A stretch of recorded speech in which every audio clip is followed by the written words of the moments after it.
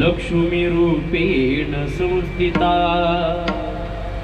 नमस्तस्यै नमस्तस्यै नमस्तस्यै नमो नमः।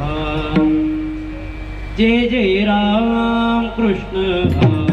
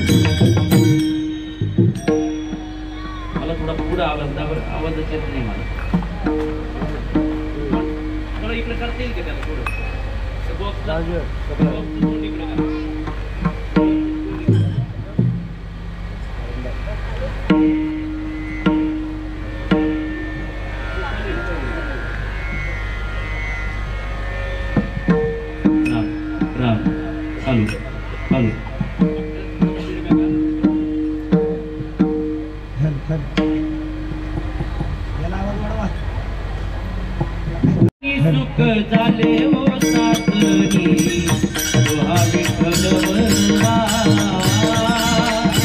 तुहा मंगल बलवा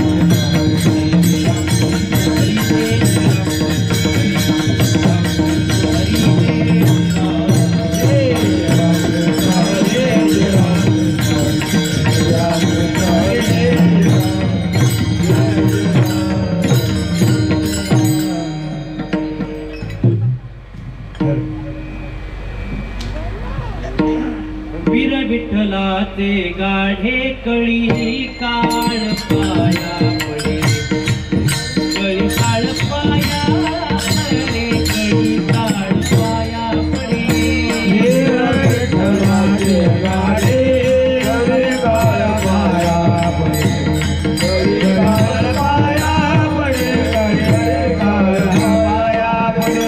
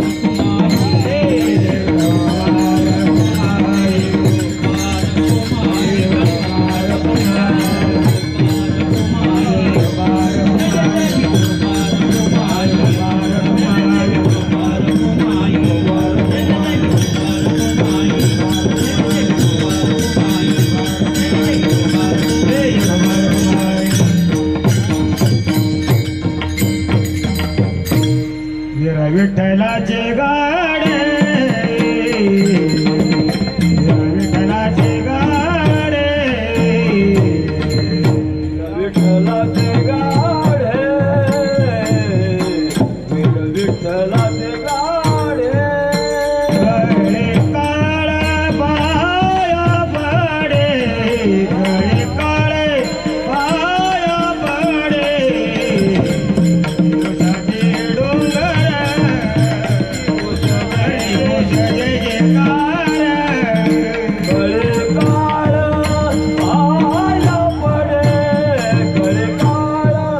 पाया पडे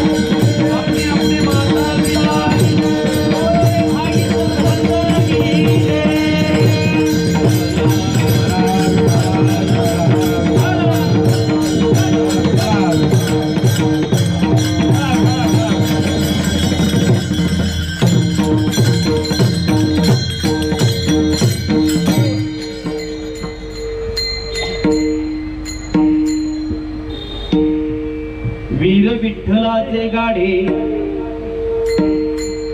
कळी काळ पाया पडे करती घोष जय जयकार जळती दोषाचे डोंगर पंढरीच्या देवराया पंढरीच्या पंढरीच्या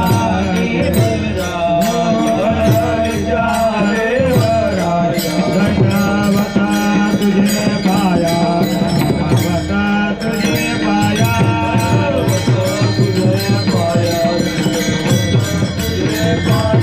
दंडवता तुझे पाया दंडवता तुझे पाया हो पंढरीच्या देवराया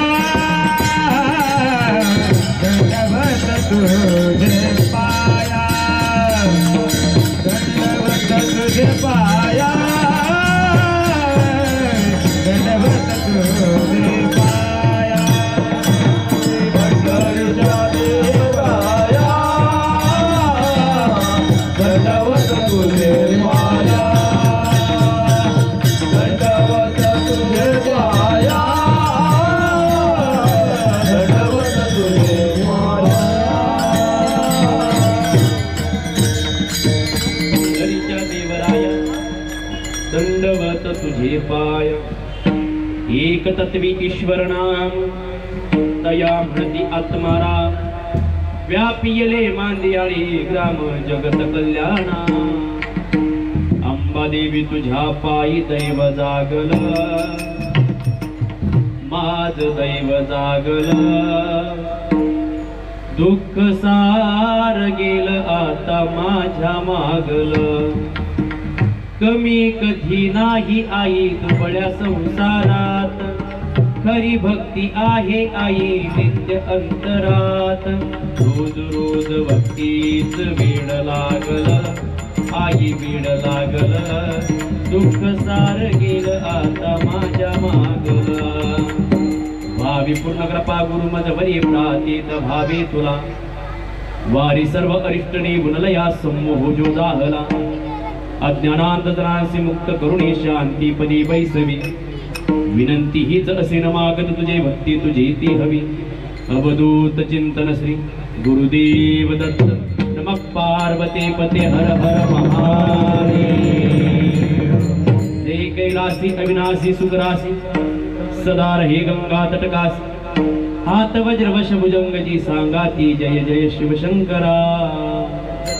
मस्तक हे पायावरी या वारकरी संतांच्या वीर विठ्ठलाचे गाढे कळी काळ पाया पडे करती घोष जय जयकार जळती दोषाची डोंगर प्रस्तुत कीर्तन रूपी सेवेसाठी निवडलेले दिव्य अक्षर मानवी मनावर अधिराज्य करणारा जगविख्यात साधू इंद्रायणीच्या तटावरती उठलेलं भक्तीचं महान असं वादळ वारकरी संप्रदायाच्या वृक्षाला लागलेलं गुंडस सफळ देवमान्य संत जगतमान्य संत ज्यांनी काम क्रोध लोभ मद मत्सर दंभ अहंकार या षड विकारावरती विजय प्राप्त करून भगवंताच्या मंदिरामध्ये सुंदर असा नंदादीप प्रज्वलित करून वारकरी संप्रदायाची पताका खांद्यावरती घेऊन आणि कळस असताना शोभणारे जगद्गुरु तुकोबाराय यांचा भार चरणाचा नसून अवघा 4 चरणाचा या मायभूमीतील संत किती वीर आहेत किती शूर आहेत आणि त्यांच्या नामस्मरणानं काय होतं त्याचं वर्णन करणारा अभंग सेवेकरता निवडला आहे विठ्ठल विठ्ठल अभंगावरती विस्तृत चिंतन करण्यापूर्वी थोडासा परिहार देणं उचित ठरेल अकारण कारण करुणावरून आले भक्त वस्ता कल्पतरू भगवान श्री पंढरीनाथाच्या चरणावरती नतमस्तक ठेवून सर्व मंगल मांगल्ये शिवे सर्वार्थ साधिके शरण्ये त्र्यंबके गौरी नारायणी नमोस्तुते जगत जननी अंबाबाईच्या चरणी नतमस्तक ठेवून निवृत्ती ज्ञानदेव सोपान मुक्ताबाई एकनाथ नामदेव तुकाराम आदी संतांच्या चरणावरती नतमस्तक ठेवून ज्यांच्या खुशीतून हिंदवी स्वराज्याचं देखणं स्वप्न उभं राहिलं ते राष्ट्रमाता जिजाऊ ते स्वप्न ज्या वारसदारानं सत्यामध्ये प्रस्थापित केले ते छत्रपती शिवाजी महाराज आणि हेच स्वप्न ज्या वारसदारानं खांद्यावरती झेललं पेललं ते धर्मवीर संभाजी महाराज या शूरवीरांच्या चरणी नतमस्तक ठेवून आजच्या कीर्तनाला सुरुवात. आइये हनुमंत विराजिये, आइये हनुमंत विराजिये, आइये हनुमंत. उभे हे माझं मी परम भाग्य समजा. बाबांच्या चरणावरती नतमस्तक होतो. रिंगे महाराज रिंगे महाराज रिंगे महाराज त्यांच्या चरणावरती नतमस्तक होतात. सगळेच परिचयाचे मंडळी. गोड मृदंग आपल्या कानावरती येतोय आमचे सतीन महाराज. ते एकदा बाल गोपाळा करता, एकदा जोरदार टाळ्या वाजव, काय गोड वाजवतंय ते अतिशय गोड. आत्ताचे मुलं जर पाहिले तर काही नकली करून पाहते. मी पोरगा अतिशय गोड वाजव, बाबा नाव कमवणार आहे ते पोर. त्याच्या आई वडिलांचं तुमचा पुतण्या अतिशय उच्च मृदंग सेवक तो होणार आहे. सज्जनाव एकदा तुमच्याच करता जोरदार टाळ्या वाजवा. एवढा धकाधकीच्या जीवनात सुद्धा तुम्ही कीर्तना करता उपस्थित झालात, तुम्हाला धन्यवाद. बरं तुम्ही म्हणाल काय बाबा इकडे मुंडे महाराजांनी फोन करून महाराज बोलवला, वाघ मारे महाराजांनी वाघ महाराज बोलवला, सगळ्यांची नावं घेतो. दुसरं वर्ष आहे त्याचं. मग आमची नावं घ्यायला काय होतं? तुमचं सगळ्यांचं नाव घेतो. बरं लक्ष देऊन ऐका, परत तुम्हाला राग यायला नको. महादेवाच्या पिंडीवरती बेल वाहतो वाकून, महादेवाच्या पिंडीवरती बेल वाहतो वाकून, आणि तुमच्या सगळ्यांचं नाव घेतो. पांडुरंगाचा मान राखून विठ्ठला विठ्ठला.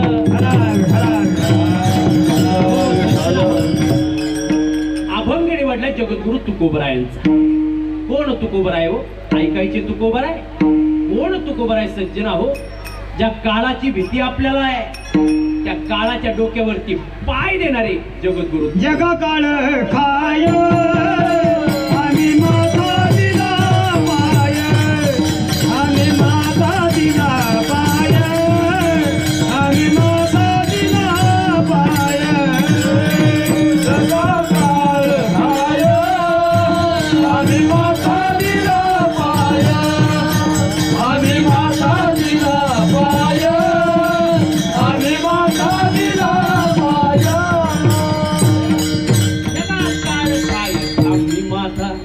तिला पाय सज्जनो ते तुकोबर आहे. बरं कोण तुकोबर आहे? उगाच करतो त्याला आराम म्हणतात. उगाच करतो त्याला आराम म्हणतात. दुसऱ्याला लपडून कमवतो त्याला हरा म्हणतात. एकदा किती हातून प्राण गेला की हिरा म्हणतात. आयुष्यभर सीतेचा दासत्व करतो त्याला सीताराम म्हणतात. सज्जना हो, आयुष्यभर मैत्री निभावतो त्याला सखाराम म्हणतात.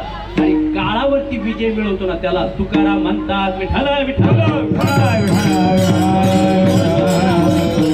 अरे सगळे सोयरे वर्णन करते यात नवल नाही, पण शत्रू सुद्धा ज्यांचं वर्णन करतो ना ते जगद्गुरु तुकोबर आहेत. म्हणे रामेश्वर भट्ट तुझ्या तुका विष्णू आहे तुझ्या सज्जना. त्या तुकोबरायांचा अभंग सेविकारता निवडले ते तुकोबराय. या मातीतले संत किती शूर आहेत, वीर आहेत याचं प्रलय सांगतात. विठ्ठला विठ्ठला.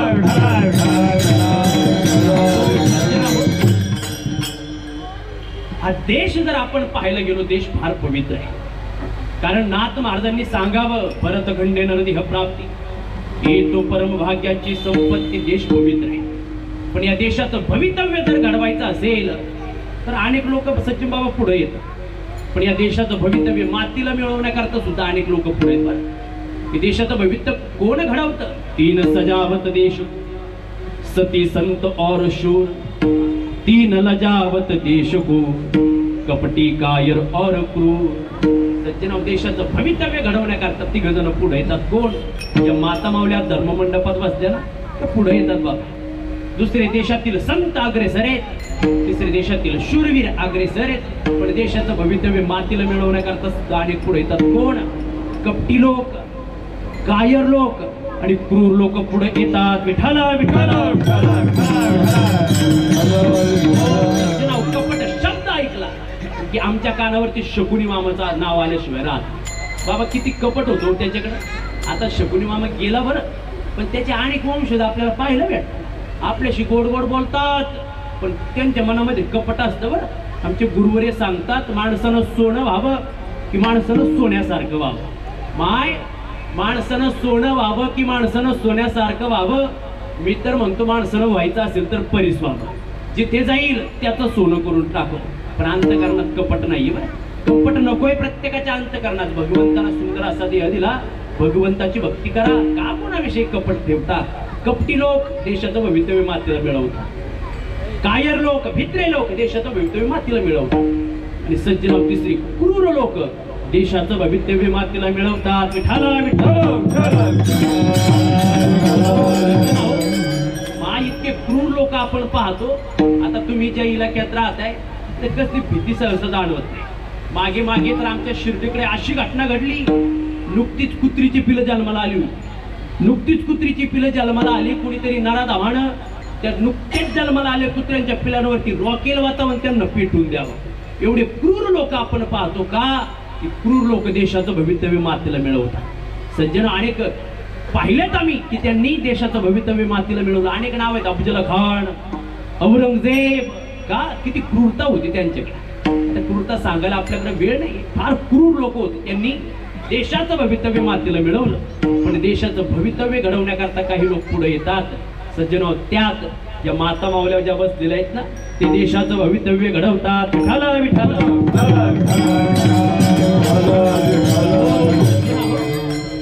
आता छत्रपती शिवाजी महाराजांची जयंती आपण स्थापन केली. माहिती केली की नाही? छत्रपती शिवाजी महाराजांचं नाव आपण आनंदाने घेतो. राजांचं नाव घेतलं की आपल्या अंगावरती शहारे निर्माण होतात. पण राजांना घडवणारी जर कोण होती ना, ते जिजाबाई साहेब होती. जिच्याकडे जिज्ञासा आहे, जिच्याकडे जागरूकता आहे, जिच्याकडे उदारता आहे, ते जिजाऊ. कारण काळावरती स्वार होते तिला काळूबाई म्हणतात. काळावरती स्वार होते तिला काळूबाई म्हणतात. सगळ्या जगाचे दुःख जाणते तिला जनाबाई म्हणतात. सगळ्यांपासून मुक्त राहते तिला मुक्ताबाई म्हणतात. सगळ्यांवरती बारकाईनं लक्ष ठेवते तिला लक्ष्मीबाई म्हणतात. आणि सज्जना हो, ही जिज्ञासा, जागरूकता आणि उदारता अंतकरणात ठेवून छत्रपती शिवाजी महाराजांना घडवते ना, तिला जिजाबाई म्हणतात. विठाला विठाला. सज्जना हो, काय केलं का जिजाबाई साहेबांनी देशाचं भवितव्य घडवलं. आम्ही स्वामी विवेकानंदांची नावं घेतो. का? स्वामी विवेकानंदांचं नाव जरूर घ्या, पण त्यांना घडवणारी त्यांची आई आहे. साने गुरुजींचं नाव घेतो, साने गुरुजींना घडवणारी त्यांची आई आहे. सज्जन हो, या देशातल्या माता मावल्या देशाचं भवितव्य घडवतात. पण सज्जन हो, हे माता मावल्या देशाचं भवितव्य घडत असताना देश फार लांब राहिला. सचिन बाबा, अहो घरात घ्या. आता पोरं समोर पोरं, घरात जर आपल्या पप्पाचे मम्मीचे भांडणं झाले, अगोदर शांत कोण होतं? मम्मी का पप्पा? पप्पा. त्यांना सांगितलं पप्पा. कारण घरात जर आपली लक्ष्मी जर शांत राहत नसेल तर देश स्वतंत्र करायचा आहे. देशामध्ये स्त्री कशी शांत राहील? देश प्रगती करतोय, पण या देशातील स्त्रिया अग्रेसर आहेत. बरं सज्जना हो, या पत्नी अनेक रूपक आहेत. आपण 3.5 शक्तीपीठाला जातो. 3.5 शक्तीपीठाला जाता नाही आपण? तुळजापूरला जातो, माहूरला जातो, सप्तशृंगीला जातो, कोल्हापूरला जातो. का? कुठं जायची गरज नाही. बरं तुम्ही 3.5 शक्तीपीठांपैकी एक कोणते? 3 पूर्ण शक्तीपीठ आणि 1 अर्ध शक्तीपीठ तुमच्यात बसलेलं आहे. आई, बहीण, पत्नी पूर्ण शक्तीपीठ आणि आपली मुलगी ही अर्ध शक्तीपीठ आहे. जशी ती भवानी आई जसं शत्रूला मारण्याकरता प्रगट होते ना, तसे या माता मावल्या सुद्धा तुम्ही शक्तीचं रूप आहेत. बरं तुम्ही सुद्धा संकट आलं की देशाकरता, धर्माकरता, संतांकरता, देवाकरता पुढे उभे राहिलेले आहेत. म्हणून एकदा तुमच्याकरता जोरदार टाळ्या वाजवतो. कारण जननी जन्मभूमीचे स्वर्गादपी गरियसी. सज्जना हो, जन्म देणारी आई आणि जन्म झाल्यानंतर पाय ठेवायला देणारी माती ही स्वर्गापेक्षा श्रेष्ठ आहे. आता तुमच्या 3.5 शक्तीपीठ आहे. तुमची आई पूर्ण शक्तीपीठ आई आहे. तुमची बहीण, तुमची पत्नी आणि तुमची मुलगी, 3.5 शक्तीपीठ आपल्या घरात आणतात. पण आपल्याला माहिती आहे आपण उगाच 5-50 हजार रुपये सोबत घेतो. कसं तो फिरत. आता तुम्हाला तरी एसटी फुकट होती, आता तरी शासनानं बंद केली ती. जोपर्यंत फुकट होती तोवर लई मजा आणली तुम्ही. जाय या देवाला, जाय त्या देवाला. पण सज्जना हो, तुमच्यात सामर्थ्य आहे. बरं सामर्थ्य आहे. अहो डॉक्टर बाबासाहेब आंबेडकरांचं नाव जर आपण घेतलं ना, त्यांना साथ देणारं दुसरं कोणी नव्हतं. त्यांची पत्नी समोर यायची, माता रमाई. रमाईचं चरित्र ऐकत असताना सज्जनाव किती पतीला धीर द्यावं. सज्जनाव कळेल की देशातील स्त्री देशाचं भवितव्य घडवते. सज्जनाहो, धर्मवीर संभाजी महाराजांचा चित्रपट रिलीज झालाय. आता छावा पाहायला गेलो पाहिजे आपण. सज्जनाव, छत्रपती शिवाजी महाराज किती शूर होते, पण त्यांचं शौर्यत्व काहींना पाहावलं नाही. बाबा गोदावरी नावाची एक स्त्री आहे. त्या गोदावरीचं नवीन लग्न झालं. श्रीनिवास वाडकर आणि विश्वासराव वाडकर यांच्या घरात तिला देण्यात आला. रात्रीचा प्रसंग, लग्न होऊन 1 महिना झालेला. नवरा का येत नाही झोपायला म्हणून दरवाजाशी गेली तर नवरा कसली तरी खलबत करत होता. शब्द कानावरती पडले गोदावरीचे, अरे उद्या मराठ्यांचा राजा छत्रपती शिवाजी महाराज, त्याचा राज्याभिषेक होणार आहे. दरवाजावरती असणारी तोफ चालवायची आणि राजांना उडवायचं. हा मेघ तिथं आखत होते. सज्जनाव, त्या गोदावरीनं काय करावं? पाखऱ्या नावाचा घोडा बांधलेला होता. घोड्यावरती स्वार व्हावं आणि वाऱ्याच्या वेगानं रायगडावरती जावं. रायगडाचे दरवाजे बंद होते. आवाज दिला, वाचवा, राजांच्या जीवाला धोका आहे. पण कुणी दरवाजा उघडला नाही. सज्जनाव, पावसाळ्याचे दिवस. सचिन बाबा एका कडेकपरीतून पाणी बाहेर येताना दिसत होतं. ते पाणी बाहेर येणारं छोटस बोगदा होता. त्या गोदावरीनं तो बोगदा पाहिला आणि आता रायगडामध्ये प्रवेश करायचा. त्या बोगद्यातून आत गेली. अंगाला खरचटलेलं होतं माहितीच्या. तिचं लुगडं फाटलेलं. आत गेली. आरडाओरडा करू लागले, वाचवा, माझ्या राजाच्या जीवाला धोका आहे, वाचवा. जिजाबाई साहेबांनी समोर येऊन विचारलं, काय झालं, कोण तू? तिनं सांगव, माझं नाव गोदावरी. विश्वासराव वाडकर आणि श्रीनिवास वाडकर यांच्या घरात दिलंय मला, पण त्यांनीच कट रचलाय छत्रपती शिवाजी महाराजांना उडवायचं. सज्जन आहो, त्या गोदावरीवरती आणि संभाजी राजांवरती आपण वेगळेच आक्षेप घेतले. अनेक पत्रकारांनी वेगळीच नोंद त्याची घेतली. ते सांगायला माझ्याकडे वेळ नाही. पण सज्जनाव, गोदावरी शूर आहे. तिने देशाचं भवितव्य घडवलं. अहिल्याबाई होळकरांचं नाव घेतो का? देशाचं भवितव्य घडवलं. सज्जनाव, देशातली स्त्री देशाचं भवितव्य घडवलं. दुसरी गोष्ट, देशातील शूरवीर देशाचं भवितव्य घडवलं. आणि देशातले संत देशाचं भवितव्य घडवतात. विठाला विठाला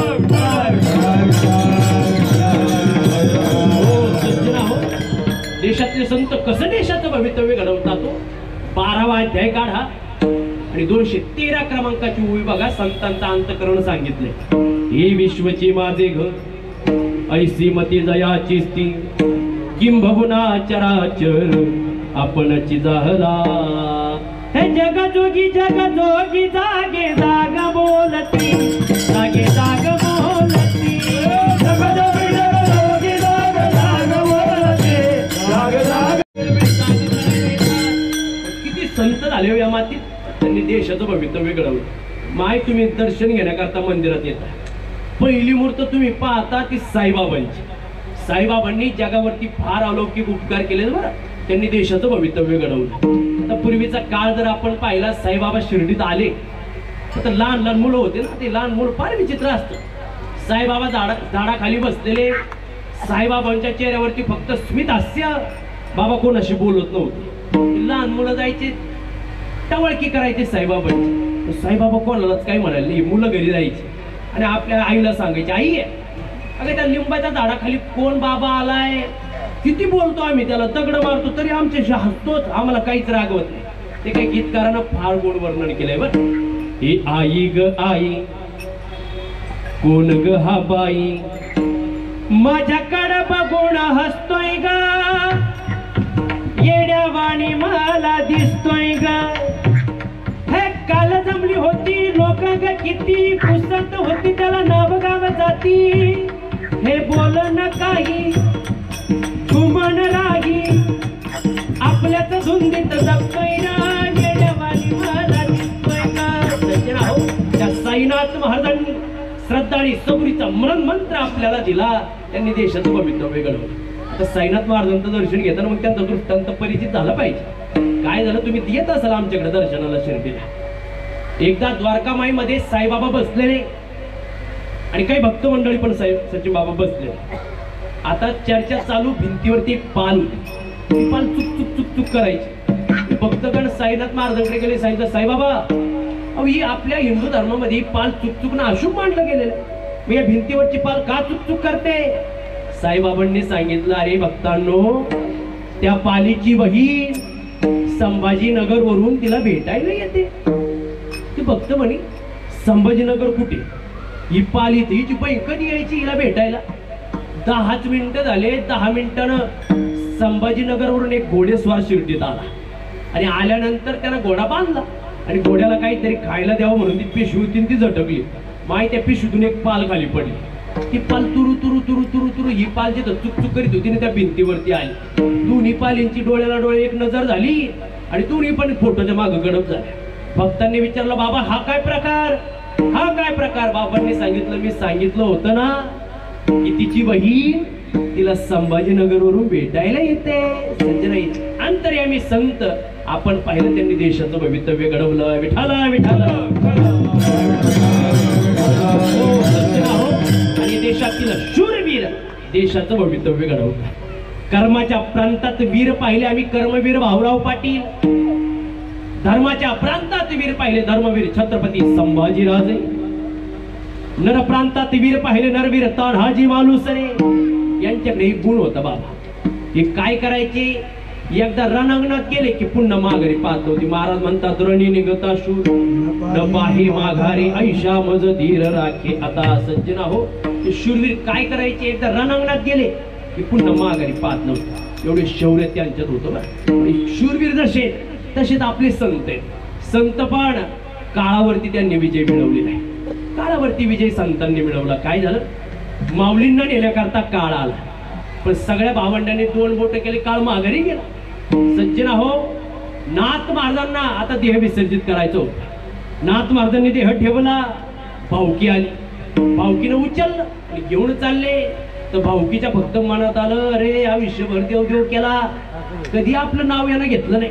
आज बघाच कसं आपल्या खांद्यावरती चाललं. नाथ महाराज उठून सांगितलं, भाऊ अरे तू खाली ठेवा बरं, तुम्ही खाली ठेवा, मी नंतर जातो, तुम्ही खाली ठेवा. नंतरचा प्रसंग चालले होते. एका माता माऊलीची मुलगी चालली होती. तिने सांगितलं, बाई याला आज जायचं होतं का? नाथ महाराज सांगितलं, बाई तो पुरीला वाटी लावू, मी नंतर जातो. आपला देह विसर्जित केला गंगामाईमध्ये. एवढा काळावरती विजय मिळवणारे संत आपण पाहिले. आणि जगद्गुरु तुकोबाराय तेच म्हणतात की याच्या मातीमधले वीर गाढेत, विठ्ठलाचे वीर शूर आहेत, वीर आहेत. ते काय करतात तर कळी काळ त्यांच्या पायाशी नतमस्तक होतो. अभंगाचा वीर विठ्ठलाचे गाढे, वीर विठ्ठलाचे गाढे, वीर विठ्ठलाचे गाढे,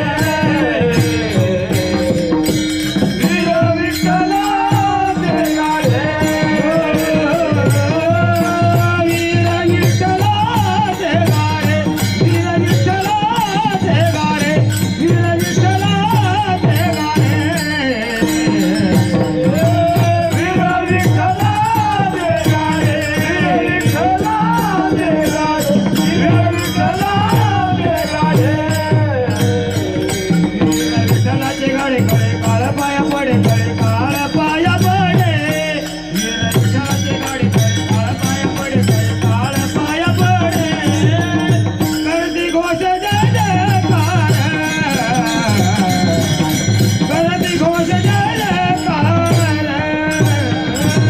विठ्ठलाचे गाढे, कडे काळ पाया पडे,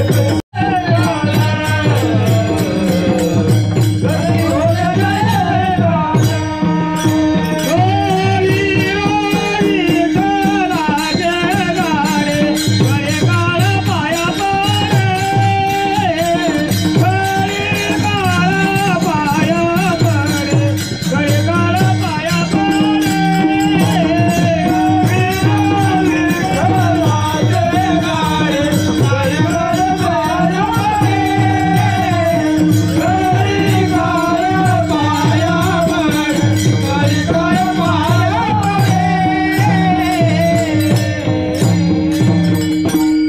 वीर विठ्ठलाचे गाडे कळी काळ पाया पडे. सज्जनो, भगवंताचे वीर जी गाढेत की कळी काळ त्यांच्या पायाशी लीन होतो बरं. एवढे सामर्थ्यवान संत आहेत. मग का हो, जर तो काळ येणारे आम्हाला पण ग्रासणारे, मग आम्हाला काहीतरी उपाय सांगा. पहिला उपाय, देवाला शरण जा. दुसरा, शास्त्रावरती विश्वास. आणि तिसरा, संतांना शरण जा. का हो, संतांची शरणागती केल्यानंतर तो काळ माघारी जाईल. आपण पाहिलं प्रमाणे वीर विठ्ठलाचे गाडे कळी काळ पाया पडे, कळी काळ त्यांच्या चरणाशी राबतो बरं. एवढे सामर्थ्य संतांमध्ये. मग संतांच्या नामस्मरणापासून काही फायदे आहेत, संतांच्या आलिंगनापासून काही फायदे आहेत, संतांच्या स्पर्शापासून काही फायदे आणि संतांच्या संगतीपासून काही फायदे. संतांची संगत जर सज्जन आपल्या जीवनात घडली तर फार मोठा आनंद आहे संतांच्या जीवनात. माय काय झालं, 2-4 मुंग्या एकत्र बसल्या होत्या. कळव्याची, नवी मुंबईची 1-2 मुंग्या बसल्या एकत्र. त्या मुंग्यांची चर्चा चालू, बाई मला दिल्लीला जायचंय म्हणे. ती कळव्याची मुंगी म्हणे अशी हाणीन ना बाई, एवढी एवढी मुंगीन दिल्लीला जायचं म्हणते, काही कळतं का तुला? कधी जायची दिल्लीला? अगं कधी तिकीट काढायचं, कधी जायचं दिल्लीला तुला? ती म्हणायची बाई मला दिल्लीला जायचंय. तिनं ध्यास धरला. मग आता जी मुंगी होती ना जिला दिल्लीला जायचं, तिनं काय केलं माय? काहीच केलं नाही. आपल्यातला एक बसलेला माणूस उद्या सकाळी दिल्लीला जाणार होता. मग तिनं काय केलं, तिनं तिकीटही काढत बसली नाही. ती जो माणूस दिल्लीला चालला होता ना त्याच्या जवळ गेली, त्याच्या शर्टावरती जाऊन बसली. आता सांगा जाईल का नाही मुंगी दिल्लीला? आमची गुरुजी सांगायचे बरं, सज्जना हो, विचारलं त्या मुंगीला, का ग सांग कशी गेली तू दिल्लीला? तिनं सांगितलं, खरं सांगू का, आधी मी लहान झाले, नंतर मी मोठ्याचा हात धरला आणि नंतर मी दिल्लीला गेले. बरं तसं आपल्याही जीवनात आपण लहान होतो. संतांच्या संगतीचा मोक्षरूपी दिल्लीला आपण गेल्याशिवाय राहणार नाही. विठ्ठल विठ्ठल विठ्ठल. संतांची संगत जीवनात घडली तर जीवनात परिवर्तन होतं. काय झाले, साधू महाराज तीर्थयात्रा करत करत निघाले आणि तीर्थयात्रा करत असताना जंगल लागलं. रात्रीचा मुक्काम करावा म्हणून कुठेतरी विश्रांती भेटावी याकरता जागा शोधू लागले. पण सज्जनाव लांब वरती पाहिलं तरी एक झोपडी होती. त्या झोपडीपाशी साधू महाराज गेले. दरवाजा वाजवला. सज्जनाव आतून एक पारधी बाहेर आला. विचारलं, साधू बाबा काय पाहिजे? काही नाही, फक्त आजची रात्र राहिला मुक्कामाला जागा दे. तर पारध्यानं सांगितलं, साधू संत येते घरात, तुझी दिवाळी दसरा, साधू महाराज या. सज्जनाव साधू महाराज घरात बसले. पारध्याने विचारलं, काय खाणार? साधू बाबांना सांगितलं, आज उपवास, आज काही खाणार नाही गाड्या, पण ज्यावेळेस पुन्हा येईल ना त्यावेळेस नक्की काहीतरी सेवन करेल. साधू महाराज सकाळ झाली ना आपल्या परतीच्या प्रवासाला निघाले. पण सज्जना हो, 1 वर्ष उलटलं आणि 1 वर्षानं पुन्हा साधू महाराज त्याच घरी परत आले. बरं दरवाजा वाजवला. पारध्यानं दरवाजा उघडला आणि दरवाजा उघडल्यानंतर पारध्यानं पाहिलं, अरे साधू महाराज मागच्या वर्षी पण आले होते. सज्जना हो, साधू महाराज घरात बसले आणि पारध्यानं विचारलं, सांगा साधू बाबा काय खाणार? ते पारध्याकडे काय असणार हो खायला? साधू बाबांना सांगितलं, बाळा तुझ्याकडे काय असेल ते रे. पारध्यानं सांगितलं, असं तसं नाही, कोणता पक्षी खाणार तो सांगा, आत्ता जाऊन घेऊन येतो. साधू महाराज म्हणे, मला पक्षी? पारध्यानं आता साधू महाराजांनी सांगितलं, पारध्या दादा एक कर, मला असा पक्षी आण की ज्याच्या डोक्यावरती मोर पीस आहे, ज्याच्या कमराला पितंबर आहे, असा पक्षी मला खायचा. आता पारध्यानं आयुष्यभर पक्षी मारले. पारधी म्हणे, बाबा आत्ता जातो घेऊन येतो, काळजी करू नका. पारधी गेला. सकाळी 10 वाजता घरातून बाहेर पडलं. बाहेर दुपारचे 12 वाजले, पक्षीच भेटला. पक्षी कसा पाहिजे होता? ज्याच्या डोक्यावरती मोर पीस आहे आणि ज्याच्या कमराला पितंबर आहे, असा पक्षी. 3 वाजले, पक्षी काही भेटेना. 5 वाजले, पक्षी काही भेटेना. सज्जनाव त्या पारध्याला इतकी लिंता वाटली, अरे साधूना काय मागितलं, फक्त पक्षी, आयुष्यभर पक्षी मारत आलो आणि काय माझं दुर्दैव, पक्षी देऊ शकलो नाही. त्या पारध्यानं लाकडं गोळा केली. झोपला. आता त्या लाकडांवरती त्याला अग्नी डाग देणार तर माय जगाच्या चालक मालकाला दया आली बरं त्याची. सज्जना हो, हे सगळं चालवणारा तो आहे, त्याला पक्षाचं रूप घेणं एवढं व्यर्थ आहे का? म्या बोलविल्या वेदू बोले, म्या चालविल्या सूर्य चाले, म्या हलविल्या प्राणो हाले, तो या जगाते चारिता, तो विश्वश्रियेचा भरता, मी चेत गा पंडू सुता, मी गोसावी समजता त्रैलोक्याचा. माय भगवंतानं हुबेहूब पक्षाचं रूप घेतलं, ज्याच्या डोक्यावरती मोरपीस आहे आणि ज्याच्या कमराला पितांबर आहे, तसं रूप भगवंतानं घेतलं आणि पारध्यासमोर येऊन भगवंत उभे राहिले. पारध्यानं पाहिलं, अरे साधू महाराजांना जसा पक्षी पाहिजे तसा पक्षी आलाय. घाईत जाळं टाकलं आणि पक्षाला पकडलं. आता सज्जनाव पारध्यानं पक्षाला खांद्यावरती घेतलं. पक्षी नव्हता तो, जगाचा चालक मालक होता. खांद्यावरती घेतलं. नुसतं खांद्यावरती नाही घेतलं, त्या पक्षाला गुद्दी मारत मारत झोपडी घेऊन चालला. आता पक्षाला मारत होता का तो? नाही, जगाचा चालक मालकाला मारत होता. घरी आला. साधू महाराजांचं भजन चाललेलं होतं. हरे रामा रामा रामा हरे हरे, हरे रामा रामा रामा हरे साधू बाबा जो पक्षी सांगितला होता तो आणलाय. एवढंच ऐकलं साधू बाबा, ज्याच्या डोक्यावरती मोरपीस आहे आणि ज्याच्या कंबराला पितांबरी असा पक्षी आणलाच पारजा, तू दाखव कुठे. साधू महाराजांना पक्षी पाहिला माय, साधू महाराज रडायला लागले. त्या पारजानं साधू महाराजांकडे पाहिलं, विचारलं साधू बाबा पक्षी आणलाय, रडता का.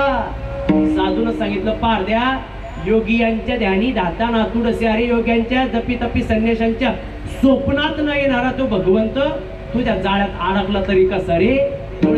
पारद्यानं विचारलं कोण जगाचा चालक मालक. साधूनं सांगितलं पारद्या, हा दुसरा तिसरा कोणी नसून हा पक्षी भगवंत स्वरूपातून पक्षी झाला आणि तुझ्या जाळ्यात अडकलाय. माय त्या पारद्याच्या डोळ्यातलं पाणी गालावरती आलं. त्यांना साधू महाराजांचे पाय धरले, देवाचं नाही पाय धरले अगोदर, त्या संतांचे पाय धरले. साधू महाराजांना सांगितलं अरे देव तुझ्या समोर आहे, मग देवाचं दर्शन घेण्याऐवजी माझं का दर्शन घेतो. त्यावेळेस त्या पारद्यानं सांगितलेलं उत्तर आपल्या काळजाचा ठोका चुकवेल. त्या पारद्यानं सांगितलं साधू बाबा, पारदेव आयुष्यभर पक्षी मारत बसलो, जीवनात काही साध्य केलं नाही, पण आज तुमची संगत मला घडली आणि तुमच्या संगतीचा परिणाम जगाचा चालक मालक माझ्या जाळ्यात सापडतो. यापेक्षा माझं दुसरं भाग्य काय. कलावा श्रीपती येणे वंदे. महत्वाचे सुभाषितकार तर सांगतात 4 गोष्टीचा विचार माणसाने जीवनात करावा. कोणत्या. माता माऊली पहिला विचार सांगितला तो म्हणजे संपत्तीचा, दुसरा विचार संततीचा, तिसरा विचार संस्कृतीचा आणि चौथा विचार संगतीचा. विठाला विठाला. पहिला विचार करायचा तो म्हणजे संपत्तीचा. मग संपत्तीचा विचार माणसाला काय करेल, संपत्ती मिळवायची तरी कशी. महाराजांनी म्हणावं जोडून यादळ उत्तम व्यवहारी उदास विचारे वेच करी. बरं आता आपल्या सगळ्यांची धाव एका गोष्टी करता चालली, बरं ती म्हणजे पैसा करता. पैसा करतात पळतोय आपण. आता काहींकडे इतका पैसा आहे, इतका पैसा आहे, पण त्यांच्याकडे विनियोग नाही. विनियोग नाही, त्यांचे पैसे घरी उंदरा खात्यात, पण ते काही पोटाला खाते नाही. आदमी धन के पीछे तब तक भागता है जब तक उसका निधन नाही हो जाता. एवढं काही ना पैशाचं पडलेलं असतं, पण पैशाचा संपत्तीचा विचार करायचा, उत्तम व्यवहार करा. दुसरा विचार सांगितला तो म्हणजे संततीचा. हे मुलं बाळा जे समोर बसलेत ना, याचा विचार सुद्धा आम्हाला शास्त्रकारानं सांगितलाय.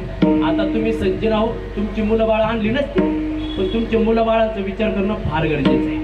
कारण आता हे बार लेकरू किती गोड वाजवतंय माय. जर एवढ्या मोठ्या धर्ममंडपात आपला मुलगा आला, आनंदानं कीर्तनामध्ये आला, गळ्यात टाळ घातला आणि इथं जर उभं राहिला आणि जर एखादी माता माऊली जर आजारी असेल, तिनं जर आपल्या लेकराच्या गळ्यात जर टाळ पाहिलं ना, ती किती आजारी असू द्या, तिचं आयुष्य 10 वर्षांनी वाजल्याशिवाय राहणार नाही. का.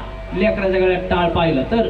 आपली मुलं आणली पाहिजे. आता किती विचित्र पोरं असतात बाबा, फार विचित्र. आता आम्ही पण पोरं सांभाळतो, पण इतके विचित्र असतात. संततीचा विचार करणं फार गरजेचं आहे, फार गरजेचं आहे संततीचा विचार करणं. कारण सज्जना हो, आज जर देश वाचवायचा असेल, धर्म वाचवायचा असेल, तर संततीचा विचार जीवनात गरजेचा आहे. त्या खानदेशाकडे गेलो बाबा कीर्तनाला. आता पोरं किती विचित्र. खानदेशाकडे गेलो, गाडी अशी लांबवरती लावलेली होती. आता मी बॅग घेतली, निघालो. ड्रायव्हर येत होता म्हणून मी थांबलो. माय 3-4 पोरं अशी लाईनीत उभे. तिने असा कोट पाहिला, धोतर पाहिलं, त्यांना वाटलं कोणी भविष्य सांगणार आला कसा. माझ्याकडे पाहिजे अशी पाहिजे. म्हणले पोरं काय पाहतात गाडी. ते तिघांची चर्चा चालू. ते पहिलं दुसऱ्याला म्हणत होतं काय की कोणचे. आता प्रत्येक भाषेचा बदल असतो. तुमच्याकडे आलं भाषेचा बदल, आमच्याकडे आलं भाषेचा बदल दिसतो. ते पहिलं पोरग दुसऱ्याला विचारत होतं का रे की कोणचे. दुसरं म्हणे अरे देवेनी कुत्रशी. कुत्र म्हणले, म्हणे काय म्हणते का. तिसरं म्हणे काय करशे. ते दुसरं म्हणे ये अरे दिन मे झोपस आणि रात मे भूकस. एवढे विचित्र पोरं असतात. ते मध्ये मध्ये क्लास घ्यायचो बाबा. आता आपल्याला दोघांना कळेल तुम्ही पोरांची लॉकडाऊन मध्ये क्लास घेत होते. एका बापानं 15,000 पाकवात आणला एका पोरा. आता ते आलं माझ्याकडे, मला म्हणे बाबा लावून द्या पाकवात. आता पाकवात मी गट्टी लावली, लावला. आता जर सारखा लागला नाही तर आपल्याला शिकवलंय हातोडी जर चांगली असेल तर मधली गोळी थोडी घसून घ्यायची. म्हणून मी हातोडी घेतली, ती मधली गोळी थोडी घसली. पोरानं गट्टे लावायचं नाही अनुकरण केलं, त्यानं ते शाई घसायचं अनुकरण केलं. ते पोरगं घरी गेलं, त्यानं हातोडी घेतली, त्यानं पहिलं अनुकरण केलं. बाबानं काय केलं, शाई घसली. त्यानं इतकी शाई घसली, घरी गेल्यावर हातोडीना एक खडा सुद्धा ठुला नाही मग त्याला. दुसऱ्या दिवशी आता बाप पाकवात घेऊन आले. बाबा हे काय शिकवलं तुम्ही. अहो म्हणलं मी हे काही शिकवलं नाही. त्यानं दुसरंच अनुकरण केलं. का. संततीचा विचार करणं गरजेचं आहे. आणि माता माऊली तो विचार तुम्ही शिकवायचं. बरं तुम्ही शिकवायचा पहिला विचार संपत्तीचा, दुसरा संततीचा आणि तिसरा विचार संस्कृतीचा.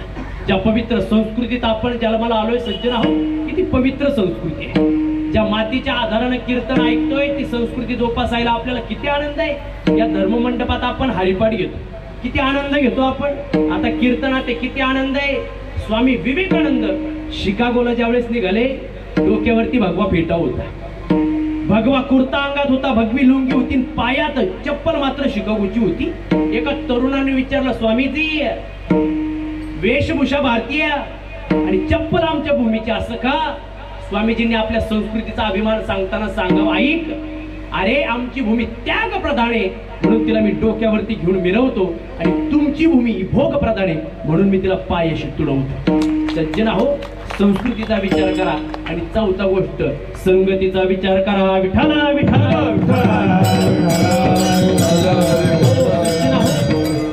संगत जीवनात चांगली केली पाहिजे. आता बाबा एखादं यांच्यातलं जर आपल्यात आला ना, आपण जर भजनाला गेलो, कीर्तनाला गेलो, त्यांना वाटतं की आपण थोडं एखादा अभंग पाठ करून पाहिलं पाहिजे. अनेक मित्र आहेत माझे असे, माझ्यासोबत फिरून फिरून त्यांना मनोमन वाटतं अरे एखादा अभंग पाठ केला पाहिजे, एखादी गवळण पाठ केली पाहिजे. तेच जर आपण जर दुसऱ्याच्या संगतीत गेलो ना, एखाद्या पाणी पिणाऱ्याच्या म्हणतोय बरं, एखादा वारकरी जर पाणी पिणाऱ्याच्या संगतीत गेला ना, तू विचार करणार हा रोज पाणी पितो, तुम्हाला वाटतं की मी पाण्याचं सांगतोय म्हणून. आपण जर त्याच्या संगतीत गेलो, आपल्याला वाटतं थोडंसं पाहिलं पाहिजे कसं आहे. संगतीचा परिणाम आहे बरं. सज्जन आहो, मग संगत करायची कोणाची? संगत करत असताना संतांची. कारण मग संत कसे आहेत? वीर विठ्ठलाचे गाणे कळी काळ पाया पडे. मग ते करतात काय? भगवंताचा जे घोष करतात आणि त्यांना होतं काय? सज्जनाचे संकट असतात, जे दोष होते ते नाहीसे होतात. जय जयकार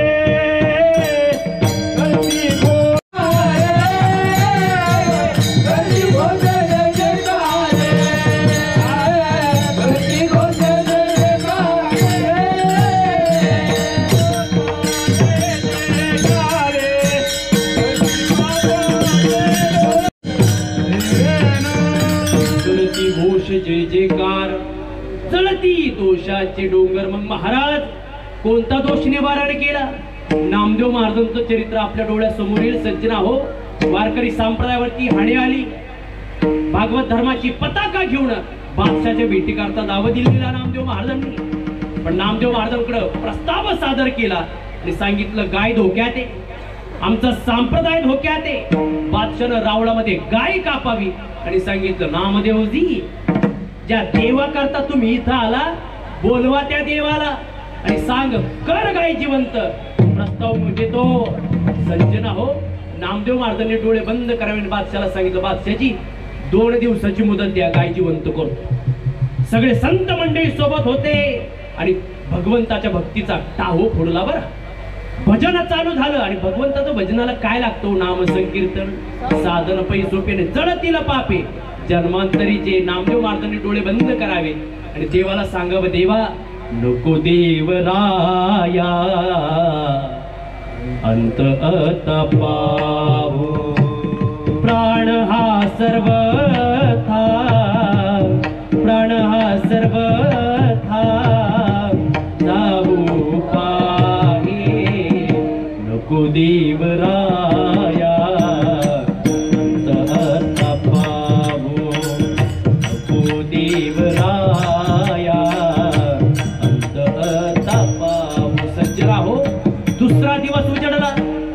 आणि दुसऱ्या दिवशी गाय जिवंत झाली. नामदेव महाराजांना आनंद झाला, गाय जिवंत झाली. देवाशी भांडू लागले नामदेव महाराज, का रे देवा, अरे बादशानं गाय कापली, लगेच का जिवंत केली नाही तू? देवानं सांगितलं माझी काही चूक नाही नामदेव महाराज. का असं माझी काही चूक नाही? तुम्हीच सांगितलं बादशाला 2 दिवसानं जिवंत करतो. तुम्ही जर म्हटले असते ना लगेच जिवंत करतो, मी लगेच जिवंत केले असते. सज्जना हो, करती घोष जय जयकार. त्यांना काय होतं? जळती दोषाचे डोंगर. मग विचारलं महाराजांना कोणीतरी, महाराज अहो संतांचं महत्व पाहिलं आम्ही, मग त्यांचं अंतकरण जर सांगा बरं. मग संतांनी सांगावं, तुकोबरायांनी सांगावं त्यांचं अंतकरण. त्यांच्या अंतकरणात क्षमा आहे, त्यांच्या अंतकरणात दया आहे आणि त्यांच्या अंतकरणात शांती आहे. आणि पण त्यांच्याकडे फार मोठी गोष्ट आहे बरं का. एखादा जर आडदांड आला तर त्यांना मारण्याकरता त्यांच्याकडे हत्यार नाही, त्यांच्याकडे अभंग रूपी बाण आहेत. अभंगाचं तिसरं चरण. क्षमा दया शांती क्षमा दया शांती जय जयकार जय जयकार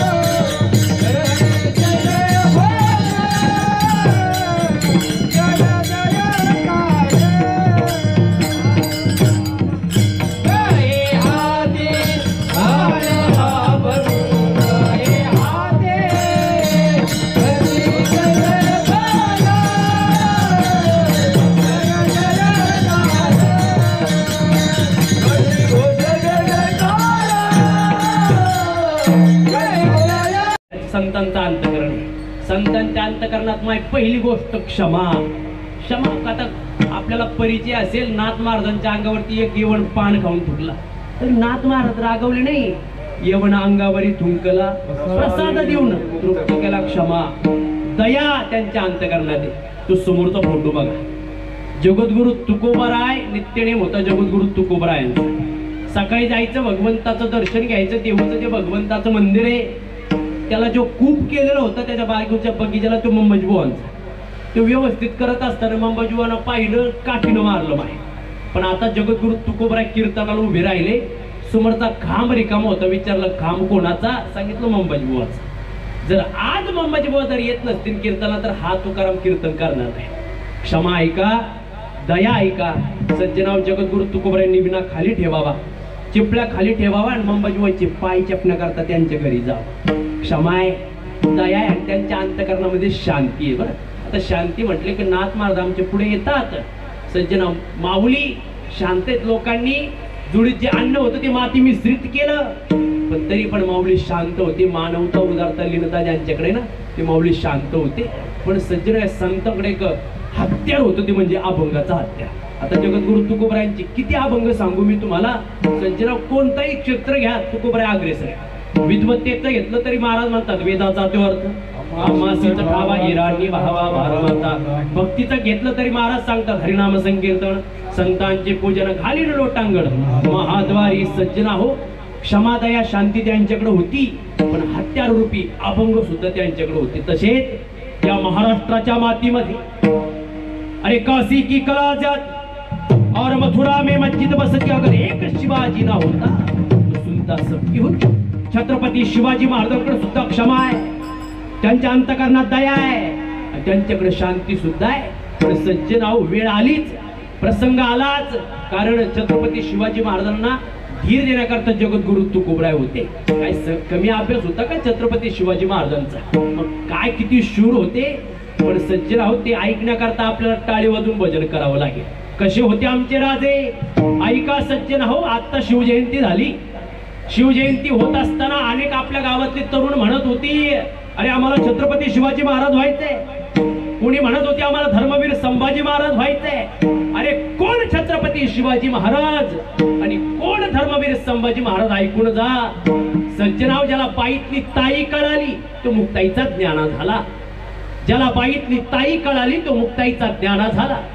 ज्याला बाईतली पत्नी कळाली तो सीतेचा राम झाला. ज्याला बाईतली मैत्रीण कळाली तो राधेचा श्याम झाला. आणि ज्याला बाईतली आई कळाली तो जिजाऊ पुत्र शोभा झाला. सज्जनाव छत्रपती शिवाजी महाराजांनी स्वराज्य स्थापन केलं. पण एकदा रणभूमीत जायचं ठरलं की किती मोठं संकट आलं राजे माघारी पाहत नव्हते. अफजल खानासारखं वादळ येणार होतं सचिन बाबा. पण त्याकरता आपल्याला टाळी वाजून ते वादळ माघारी घालवायचे.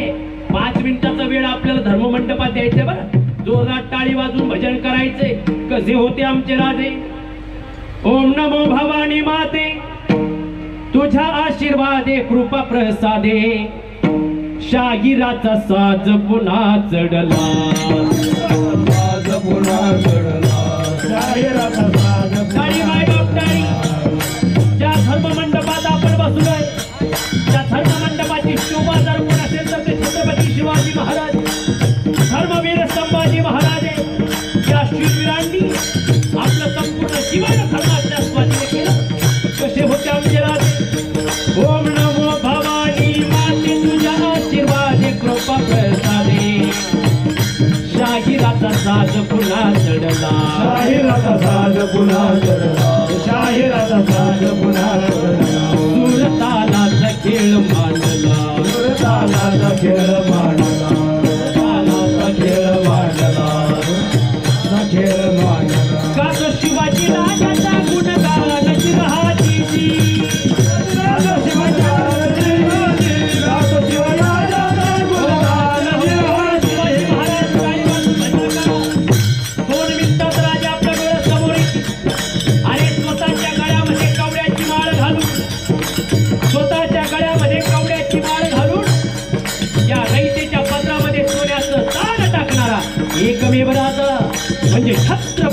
शिवाजी महाराज.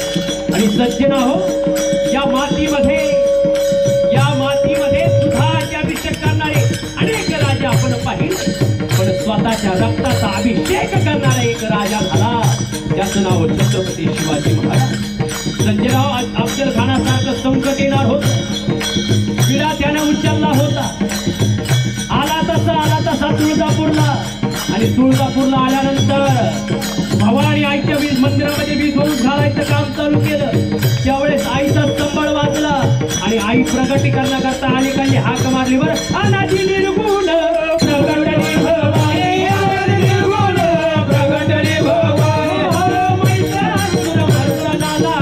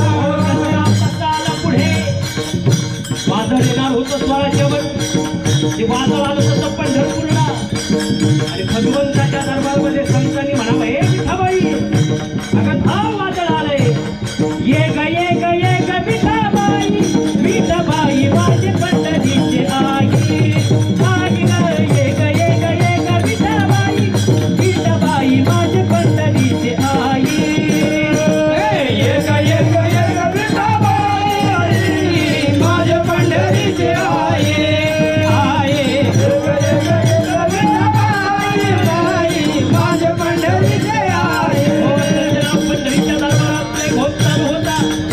त्याचा निरोप लागला नाथ महाराजांना, आणि नाथ महाराज भागवत कथा सांगत असताना सांगत होते, श्रोत्यांना ऐका, अरे संकट येतंय, संकट राजावरती संकट आहे, जर तुम्ही ऐकलं नाही तर तो काळ येणार आहे आणि आपल्याला गाजणार आहे. बरं, सगळे सज्जन लोकांनी ऐकलं, पण नाथ महाराज त्यांना सांगत होते, अरे ऐका, आपल्याला काय रूपी संकट स्वराज्यावरती येणार आहे, ऐका बरं, ऐका बरं, ऐका. मग नाथ महाराजांनी म्हणावं, हे जरी नाही कालं तरी दुसरं येईल, हे जरी नाही का, हे नाही का, हे नाही का, सरते शेवटी बा काळ बांधून नेईल, सरते शेवटी बा, सरते शेवटी बा काळ बांधून नेईल, सरते शेवटी बा, एका जनाधाने आमच्या काळवा जाईल, एका जनाधाने आमच्या काळवा जाईल,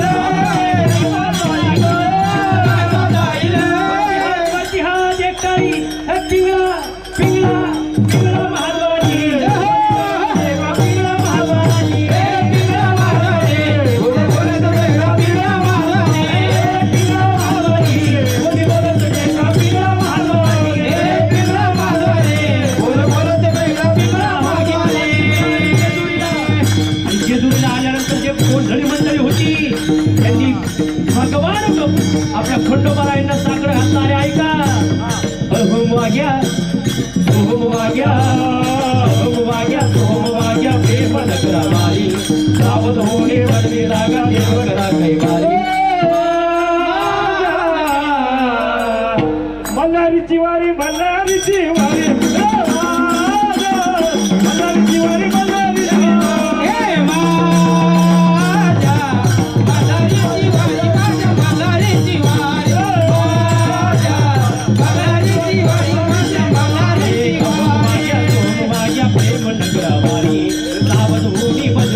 देव करा कैवारी.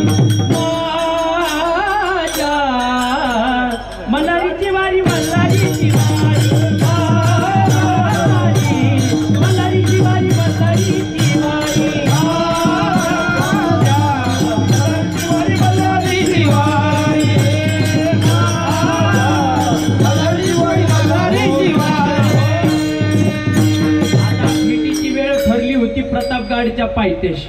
आता शिवजयंतीचं कीर्तन नाही, पुढचं गायला आपण थोडं वेळ आपल्याकडे कमी. पण सज्जना हो, जो शत्रू चाल करून आला होता, अगोदर त्याला समज दिली, त्याच्यावरती क्षमा दाखवली, दयाही केली. राजे शांत होते, पण शत्रूनं ऐकलं नाही तर हत्यार तयारच होतं. वाघ नाख्यानं खान फाडला बरं सज्जना हो. पण तसेच ज्यांचा आदर्श छत्रपती शिवाजी महाराजांनी घेतला ते जगद्गुरु तुकोबराय, त्यांच्याकडे क्षमा दया शांती बाण अभंग हे हाती. एकदा संप्रदायाच्या नियमाप्रमाणे आपण भजन करूया आणि उर्वरित वेळामध्ये अभंगाचा भावार्थ पाहूया. विठोबा रखुमाई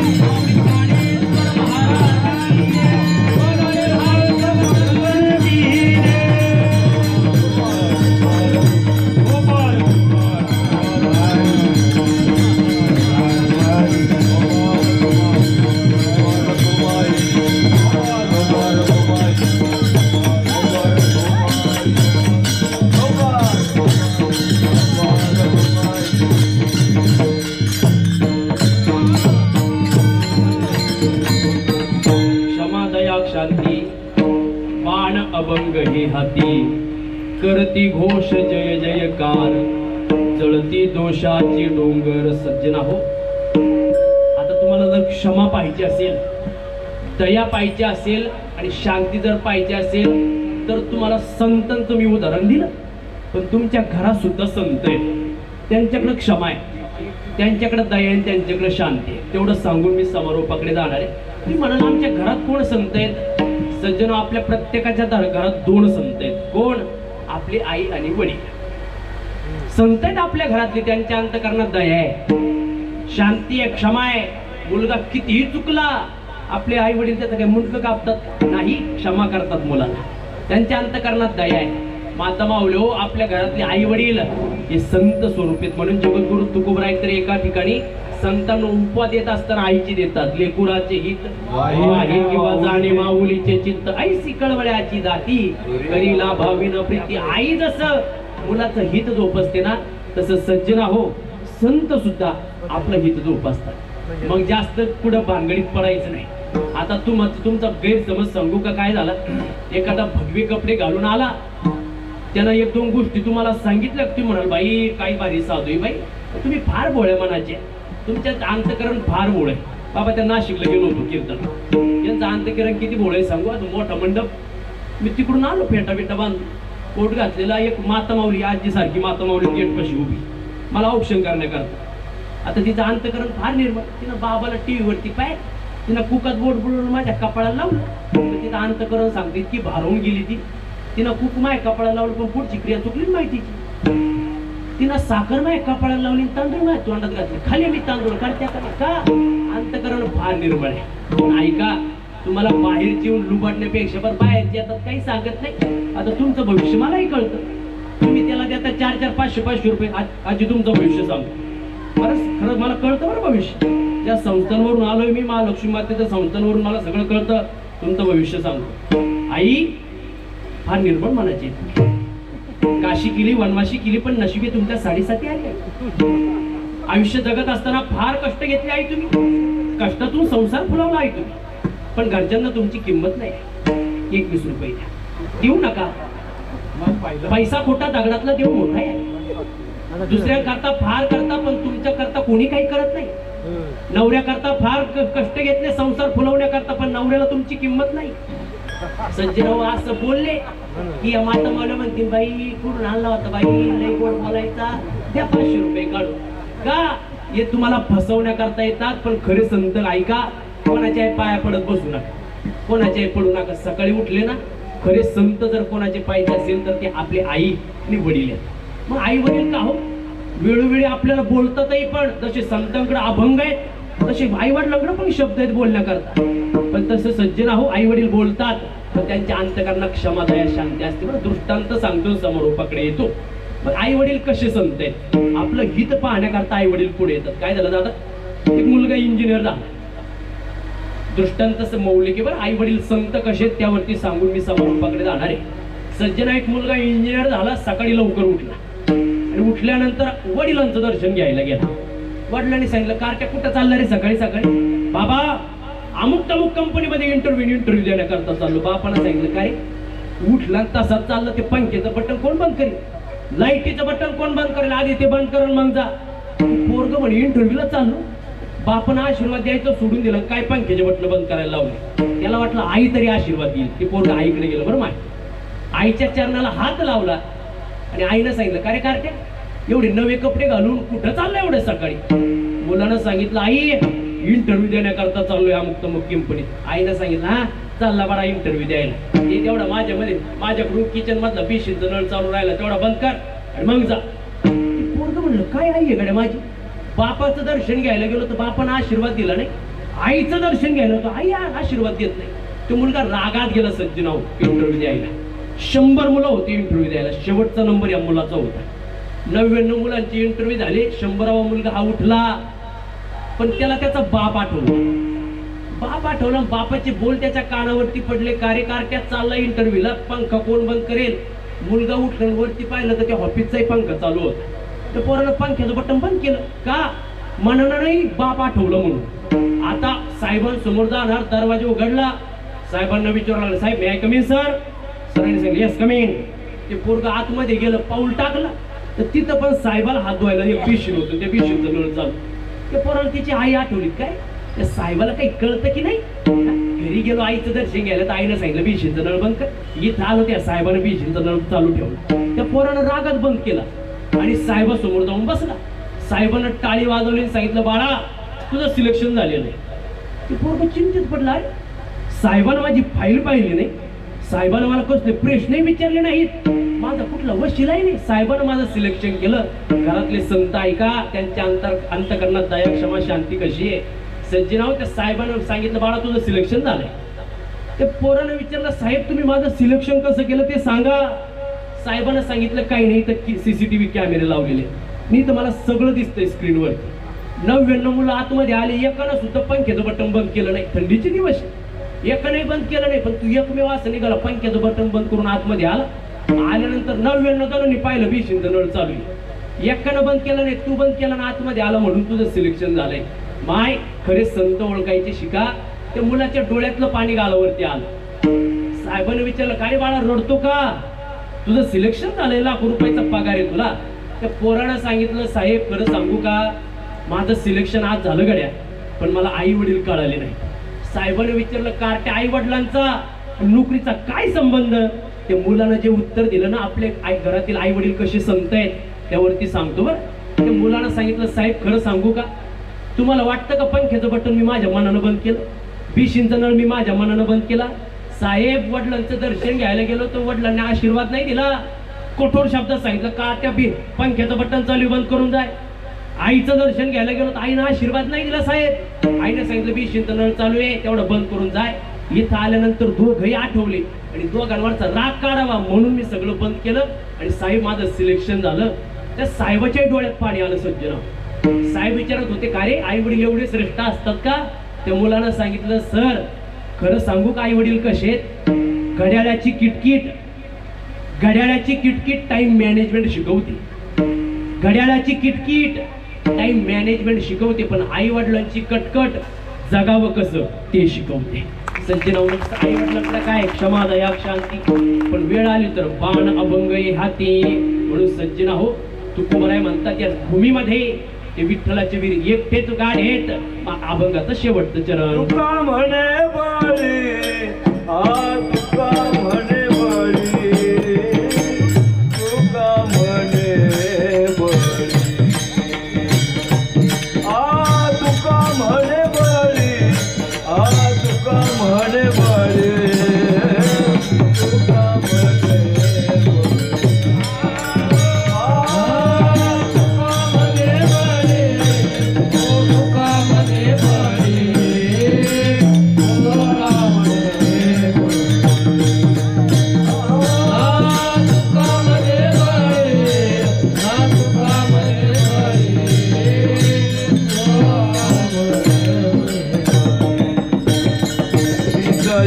भूमंडळी तिथं एक भूमंडळी तिथं एक भूमंडळी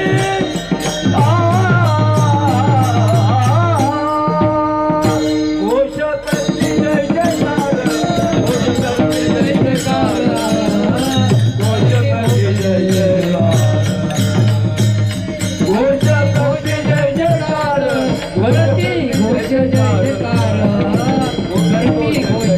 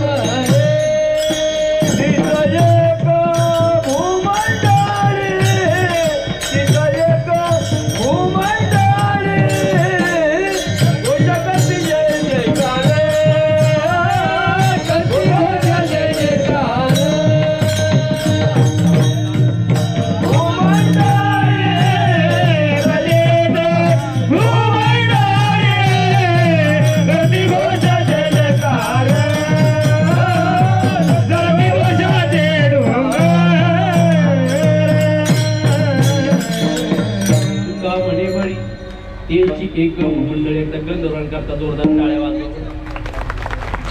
बाबा महाराज आपल्या कीर्तन आपण करतो फार अनुकूल काळ आहे. या माणसांनी ज्यावेळी त्यांचा फॉर्मर्स चालू झाला यांना जर कीर्तन एखादा अभंग जर कीर्तनकाराने घेतला लगेच मोबाईल नव्हता पाहिजे. आपल्याकडे बाबा शब्द उच्चारला नाही तर लगेच अभंग रेडी आपल्याकडे. फार त्यागे त्यांच्याकरता एकदा जोरदार टाळ्या वाजवतात. जुनी मंडळी अतिशय तयारीची मंडळी काल पण अतिशय बाबांनी गोड लावली.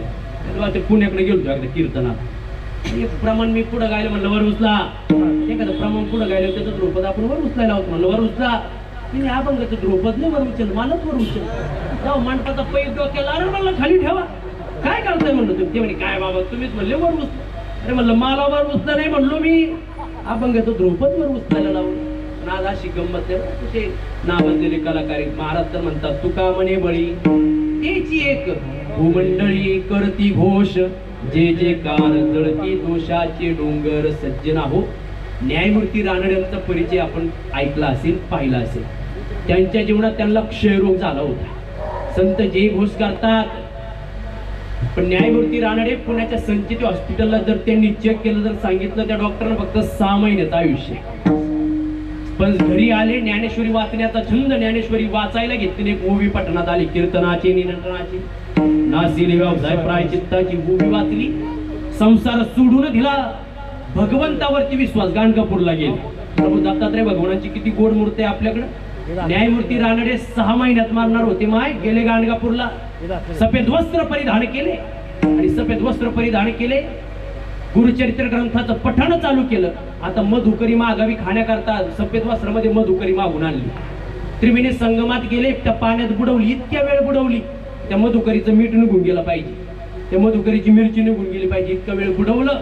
सज्जना फक्त संतांच्या शब्दावरती विश्वास की भगवंताचं नामस्मरण आपल्याला तारू शकतं. 6 महिन्यात काळ न्यायला येणार होता.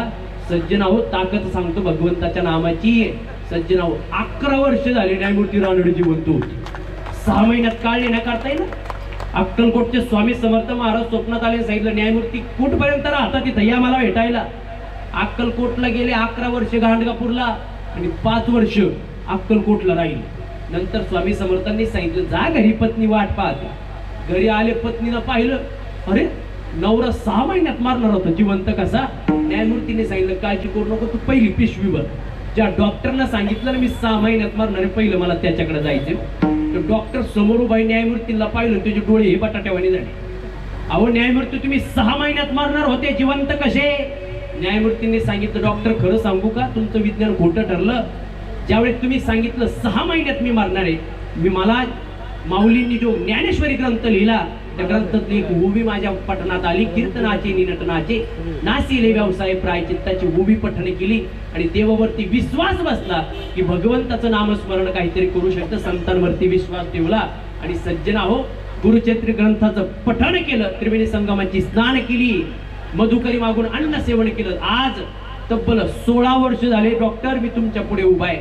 16 नाही, त्यानंतर सुद्धा 5 वर्ष म्हणजे 21 वर्ष न्यायमूर्ती रानडे जिवंत राहिले. का करती घोष जय जयकार, जळती दोषाचे डोंगर. म्हणून सज्जनाव, संत आपल्याला वेळोवेळी मार्गदर्शन करतात. म्हणून त्या संतांचं एकदम मोठ्या प्रेमानं आपल्याला भजन करायचे. सर्वांनी वरती हात करा.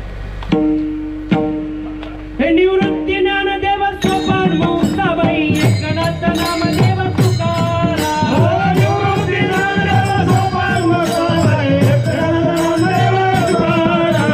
निवृत्ती ज्ञानदेव सोपान मौसाबाई, एकनाथ नामदेव तुकाराम. निवृत्ती ज्ञानदेव सोपान मौसाबाई, एकनाथ नामदेव तुकाराम. एकनाथ नामदेव तुकाराम. एकनाथ नामदेव तुकाराम.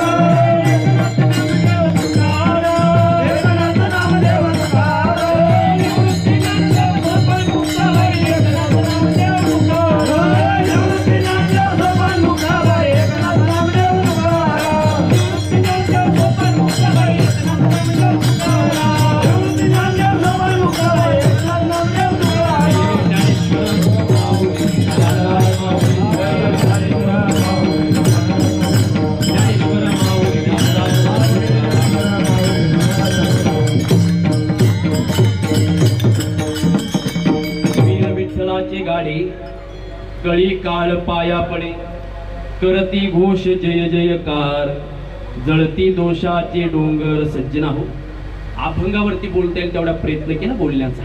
या अभंगाचा भावार्थ असाच असेल सांगता येणार नाही. माझ्या बुद्धीला जे पेलवलं ते तुमच्या पुढे मांडण्याचा प्रयत्न केला. जे बरोबर असेल ते महालक्ष्मी मातेची सेवा करताना आईने केलेला कृपा आशीर्वाद, जे चुकीचं असेल ते माझ्या बुद्धीचे दोष. तुम्ही सर्व माझ्यावरती प्रेम करणारी मंडळी, तुम्ही मला आमंत्रित केलं. मी तुमचा दर्शनाचा मोठा लाभ मला घडून आला. त्यामध्ये माझ्यावरती नितांत प्रेम करणारे जे मुंडे साहेब असतील त्यांच्या गावाला पण त्यांनी सेवा दिली होती जागराची. आणि आज तुमचं दर्शनाचं एक घडतोय.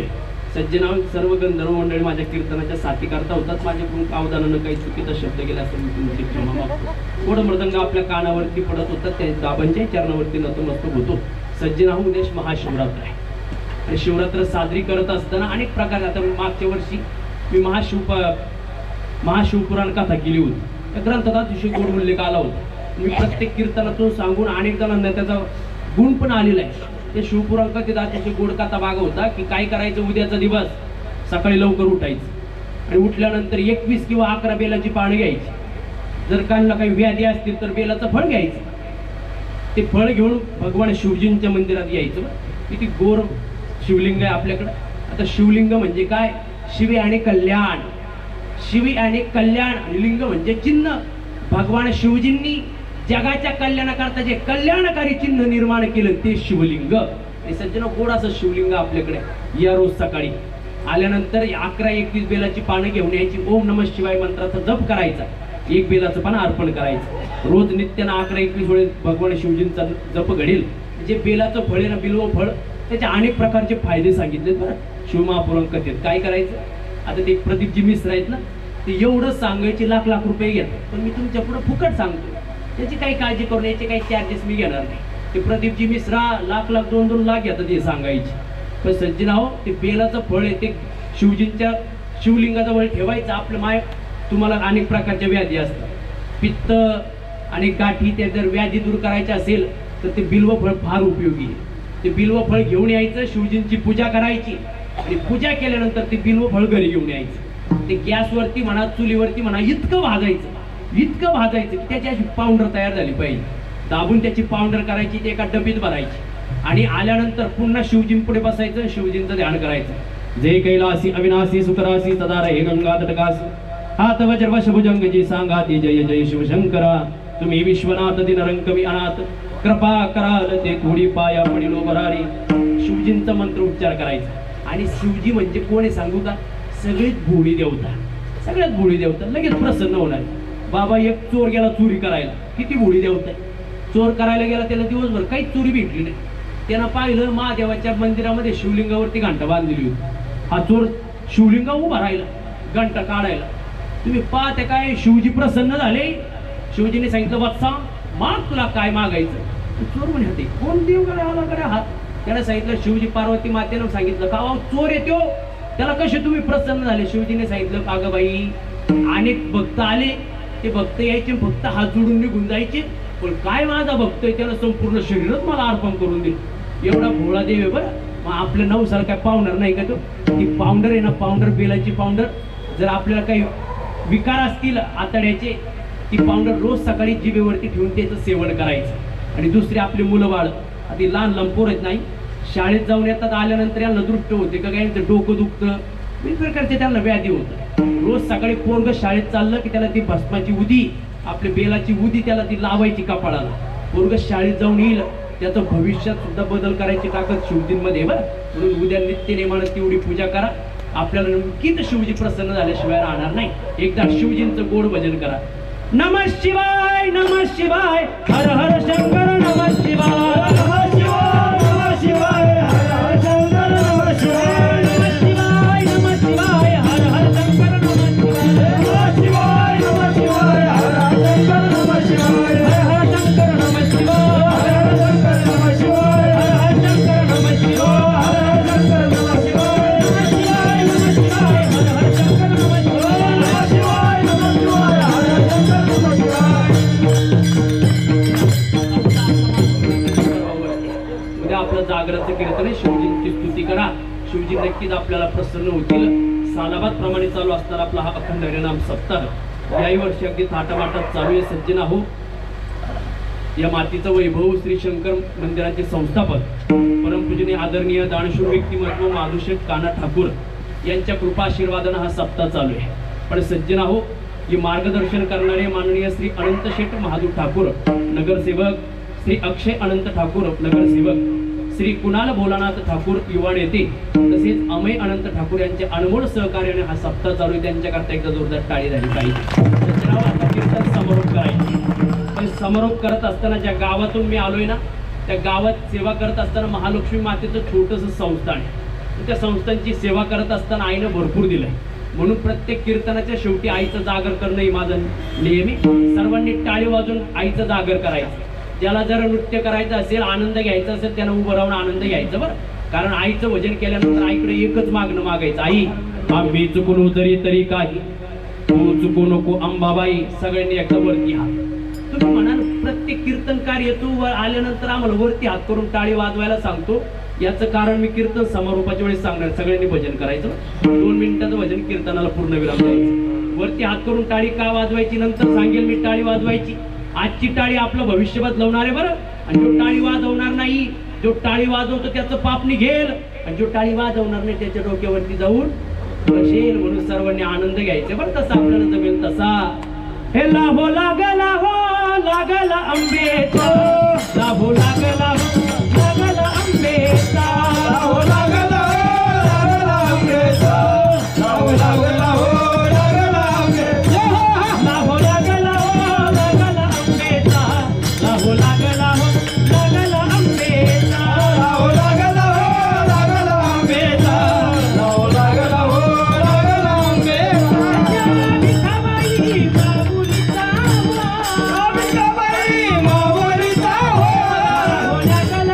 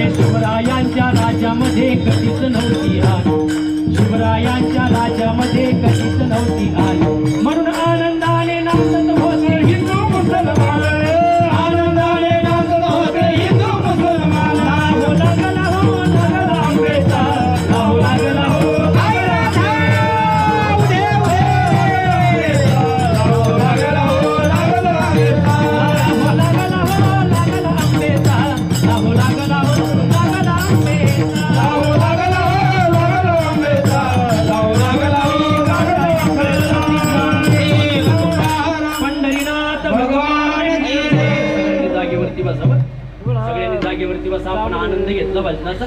आता शेवटचा प्रश्न.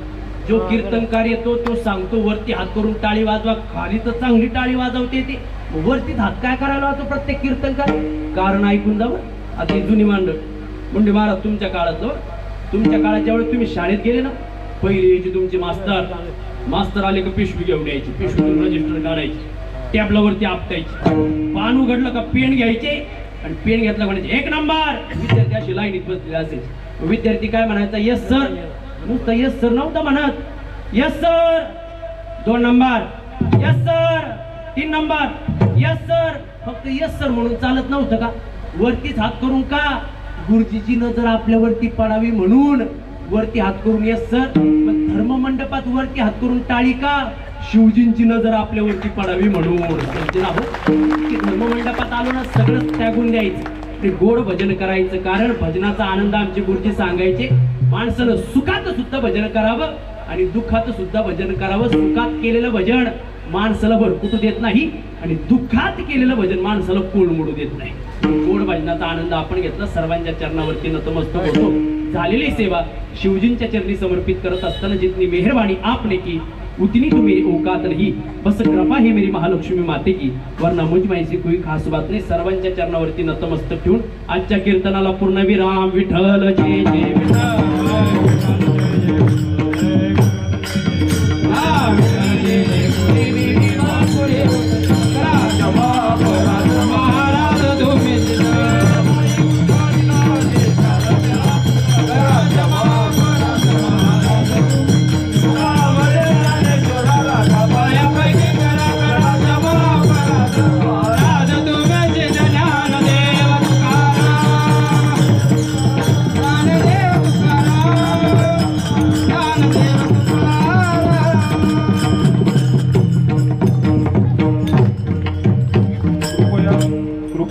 जागे उठू नये, फक्त 2 मिनिटं वेळ द्या.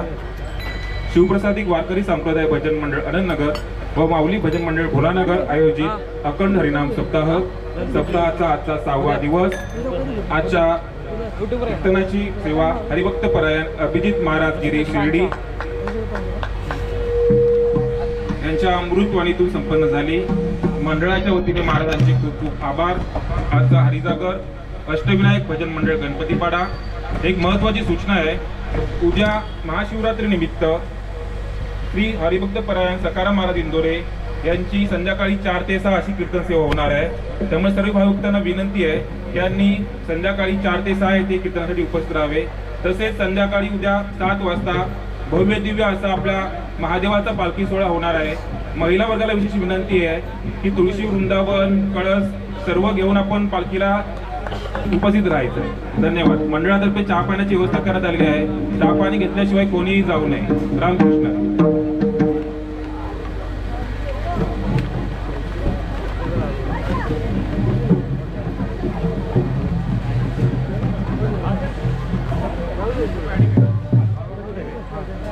हॅलो.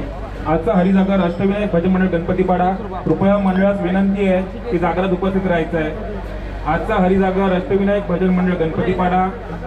मंडळास विनंती आहे की हरिजागरात उपस्थित राहायचं आहे. परिसरातील सर्व भाविभक्तांना विनंती आहे, उद्या संध्याकाळी ठीक 7 वाजता भव्य व दिव्य असा पालखी सोहळा होणार आहे. महिला वर्गाला विशेष विनंती आहे की डोक्यावर ज्ञानेश्वरी गाथा तसेच घरूनच आपल्या सुंदर असा कळस सजवून तसेच छानसं तुळशी वृंदावन घेऊन आपण पालखी सोहळ्यात उपस्थित राहायचं आहे.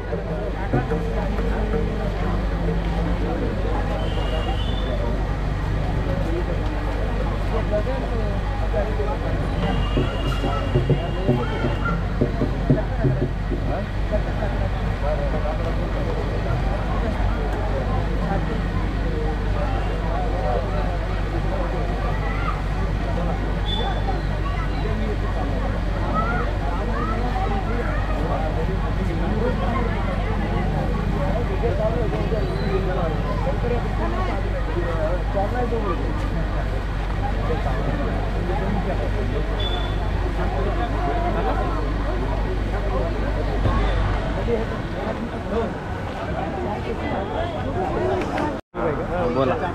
सचिन रामकृष्ण हरी हे आपले महाराज सगळे महाराज हा महाराजांबरोबर नाही नाही इथं स्वतः महाराज नव्हतं थोडं घे नाही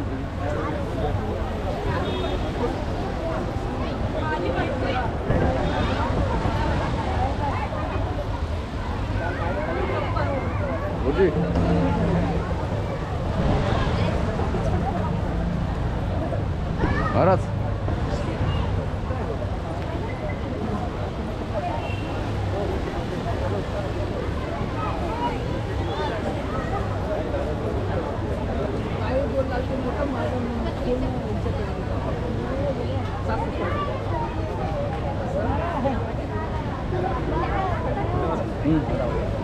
मला